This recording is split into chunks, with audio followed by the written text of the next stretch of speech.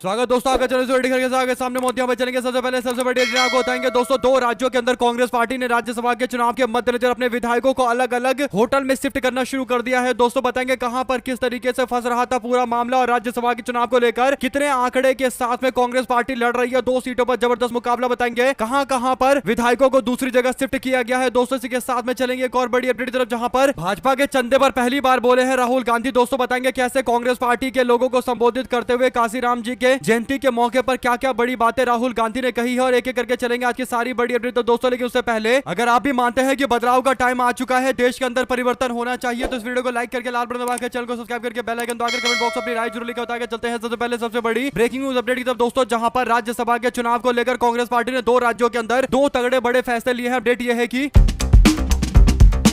Congress party Rajya Sabha की एक seat को लेकर जबरदस्त तरीके का मुकाबला उड़ीसा में कर रही है। दोस्तों बीजू जनता दल और कांग्रेस पार्टी ने गठबंधन बनाकर बीजेपी को हराने का फैसला लिया था। इसके बाद उड़ीसा में कांग्रेस पार्टी ने क्रॉस वोटिंग को रोकने के लिए, यानी विधायक इधर से उधर ना चले जाए, इस डर से कांग्रेस पार्टी ने 8 विधायकों को बेंगलुरु शिफ्ट कर दिया है। दोस्तों कुछ रिपोर्ट में दावा किया गया है कि 8 नहीं बल्कि 9 विधायक हैं। कर्नाटक में कांग्रेस की सरकार है तो बेंगलुरु में सारे उड़ीसा के विधायकों को शिफ्ट कर दिया गया है। ये कदम 12 मार्च 2026 की रात को लिया गया और कांग्रेस पार्टी के पास कुल मिलाकर 14 विधायक है। दोस्तों भेजे गए विधायक में CS राजेन एका यानी चीफ विप और प्रफुल्ल प्रधान, मंगू खिला और अशोक दास के साथ साथ पवित्र साउंटा और राजन एका के साथ साथ कद्रका अपाला स्वामी भी मौजूद हैं। और उड़ीसा में राज्यसभा की 4 सीटों को लेकर 16 मार्च को वोट डाले जाएंगे। दोस्तों बीजेपी के पास 79 विधायक प्लस 3 निर्दलीय का समर्थन है, यानी 82 बीजेपी के पास वोट कहे जा सकते हैं। तो भारतीय जनता पार्टी को 2 सीट आराम से मिल जाएगी, 1 सीट बीजू जनता दल को मिल जाएगा और इसके बाद जो चौथी सीट है उसे लेकर संघर्ष शुरू हो चुका है। बीजेपी और निर्दलीय का मिलाकर आंकड़ा 26-27 के आसपास पहुंचता है। दोस्तों इनको चाहिए 30-31 सीटें, तो ऐसे में 3-4 सीटों को लेकर संघर्ष जारी है। और ऐसे में कांग्रेस पार्टी की बात करें तो कांग्रेस पार्टी और बीजू जनता दल का आंकड़ा मिलाकर 31 तक पहुंच जाता है, यानी आराम से चौथी सीट है विपक्ष के पास जा सकती है, सीट विपक्ष जीत सकता है। राज्यसभा की 2 सीटें विपक्ष को मिल जाएगी, एक बीजू जनता दल वाली और एक कांग्रेस पार्टी और बीजू जनता दल के गठबंधन वाली। तो ऐसे में जो उम्मीदवार के तौर पर दत्तेश्वर होता मैदान में उतारे गए हैं, दोस्तों कांग्रेस पार्टी उनके साथ में खड़ी है और भारतीय जनता पार्टी ने भी निर्दलीय दिलीप रे को मैदान में उतारा है। तो पूरी तरीके से संघर्ष जारी है। ऐसे में खरीद फरोख्त के किसी भी तरीके के प्रयास को दूर करने के लिए कांग्रेस पार्टी ने अपने विधायकों को कर्नाटका ट्रांसफर कर दिया गया है, जहां पर दोस्तों कर्नाटका के अंदर विधायक बेंगलुरु के बाहरी इलाके के रिजॉर्ट में है और कर्नाटका के डिप्टी सीएम डीके शिव कुमार की निगरानी में है। डीके शिव कुमार ने इन सारे विधायकों से बातचीत की है और सोमवार को ये वोट देने के लिए सारे विधायक जाएंगे। तो हो सकता है कि डीके शिव कुमार अपने चार्टर प्लेन से इन सबको भेजे। दोस्तों तो कुल मिलाकर बीजेपी के नेता अमित शाह जो भारतीय जनता पार्टी के लिए कर रहे हैं, कांग्रेस पार्टी के लिए डीके शिव कुमार कर रहे हैं। और जब भी इतिहास रहा है कि डीके शिव कुमार मैदान में कूदे हैं, भारतीय जनता पार्टी आज तक नहीं जीती है। ऐसे में डीके शिव कुमार के निगरानी में सारे विधायक है तो वोट भी कांग्रेस पार्टी के नेता के पक्ष में पड़ेगा, इसमें कोई दो राय नहीं है। और कांग्रेस पार्टी इस राज्यसभा की सीट को 100% जीतेगी, इस तरीके के पूरे समीकरण बन रहे हैं। साथ साथ दोस्तों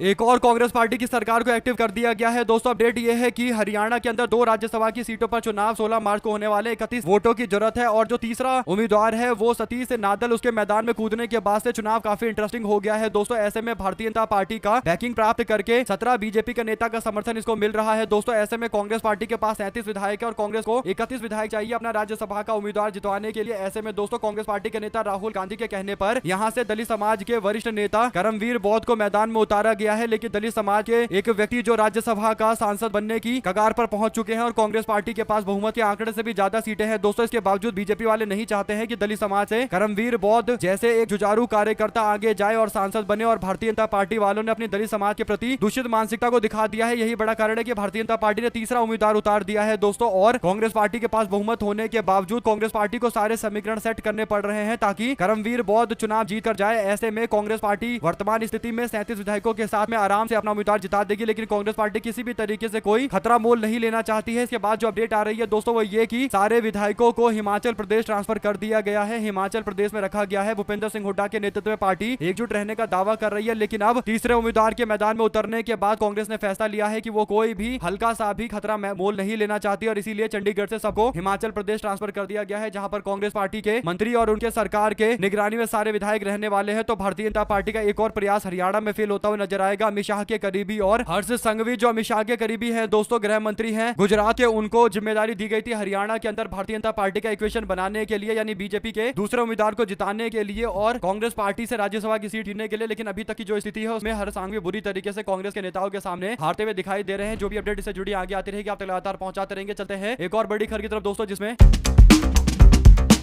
भाजपा को जमकर चंदा मिल रहा है। दोस्तों इस बात पर राहुल गांधी की ओर से एक बड़ा बयान सामने आता है। काशीराम जी की जयंती के मौके पर राहुल गांधी लखनऊ में बोल रहे थे। लखनऊ में राहुल गांधी ने दलित समाज के लोगों को लेकर कई तरीके के वादे अपनी पार्टी की तरफ से किए। फिर राहुल गांधी ने पार्टी के चंदे को लेकर भी एक बड़ी बात कही है। उन्होंने कहा कि कांग्रेस पार्टी अमीर होना ही नहीं चाहती है। उन्होंने कहा कि हमारी पार्टी कांग्रेस पार्टी का डिजाइन उस तरीके से महात्मा गांधी और नेहरू जी ने किया है कि जिस दिन हमारी पार्टी अमीर पार्टी बन जाएगी उस दिन हम भारतीय जनता पार्टी की तरह हो जाएंगे। ये बात हमें लोकसभा चुनाव के दौरान समझ में आ गई जब हमारे सारे खाते फ्रीज कर दिए गए, यानी सारे खाते बैन कर दिए गए और हमें 1 रुपया इस्तेमाल नहीं करने दिया गया। पार्टी के अकाउंट को पूरी तरीके से ताला लगा दिया गया। इसके बावजूद हमारी पार्टी के कार्यकर्ता ने अपना पूरा दम दिखाया। विचारधारा के दम पर कांग्रेस पार्टी ने अच्छा प्रदर्शन किया, इसलिए क्योंकि हमारी पार्टी विचारधारा वाली पार्टी है। हमारी पार्टी का फंड रोक दिया जाए या कुछ भी कर दिया जाए, लेकिन अंततः सच्चाई यह है कि हमारी पार्टी एक विचारधारा वाली पार्टी है और कभी भी कोई भी विचारधारा वाली पार्टी इस बात पर निर्भर नहीं करती है कि उसके पास पैसा कितना है या फिर उसके पास संसाधन कितने हैं। मेन बात यह है कि क्या उसके पास विचारधारा उसकी मजबूत है या नहीं है, और अगर विचारधारा मजबूत है तो लोग वोट देते हैं। और कांग्रेस पार्टी विचारधारा वाली पार्टी है और इसीलिए हमें विचारधारा को ही आगे लेकर चलना है। अगर आप भी मानते हैं कि राहुल गांधी एकदम सही बात बोल रहे हैं और विचारधारा आधारित पार्टियों का ही आगे आने वाले दिनों में भविष्य है, जो लोग विचारधारा खो चुके हैं वे लोग इस राजनीतिक हवा में पूरी तरीके से उड़ जाएंगे। तो अपनी राय जरूर लिखकर बताएगा। साथ साथ दोस्तों संविधान सम्मेलन में राहुल गांधी कहते हैं कि सरकार में दलित, आदिवासी और ओबी समाज के लिए मौके कम किए गए। लोकसभा में सांसद और कांग्रेस के नेता राहुल गांधी ने संविधान सम्मेलन को संबोधित करते हुए कहा कि आज हम काशीराम जी को याद कर रहे हैं। उनका जो संघर्ष था, उनका जो जीवन, जो उनका विजन था, वो हमारे देश की राजनीति पर एक बड़ा और गहरा असर रखता है। उसको हम याद करते हैं, दिल से धन्यवाद काशीराम जी को देते हैं, उनको हम याद करते हैं, उनके विजन को हम याद करते हैं। और इसीलिए राहुल गांधी ने कहा कि हम लोग पूरी तरीके से इस बात को सुनिश्चित कर रहे हैं कि काशीराम जी की विचारों के इर्द गिर्द हमारी राजनीतिक विचारधारा आगे बढ़े। इसके बाद वो एक बड़ा दावा करते हुए कहते हैं कि अगर जवाहरलाल नेहरू उस समय जिंदा होते तो हमारी ओर से काशीराम जी उत्तर प्रदेश के अंदर मुख्यमंत्री होते, यानी कांग्रेस पार्टी के मुख्यमंत्री उत्तर प्रदेश में काशीराम जी होते। लेकिन दुर्भाग्य ये था कि उस समय जब काशीराम जी आंदोलन कर रहे थे और संघर्ष कर रहे थे, उस समय कांग्रेस पार्टी में नेहरू जी नहीं थे। ऐसे में दोस्तों बात तो सही है, अगर नेहरू जिंदा होते तो दलित समाज के उत्थान के लिए और बड़े काम करने में सपोर्ट करते, इसमें कोई दो राय नहीं है। क्योंकि नेहरू जी के टाइम में एक से बढ़कर एक दिग्गज दलित समाज के नेता भारत ने देखे हैं और ऐसे में राहुल गांधी इसी ओर बयान दे रहे हैं। दोस्तों साथ साथ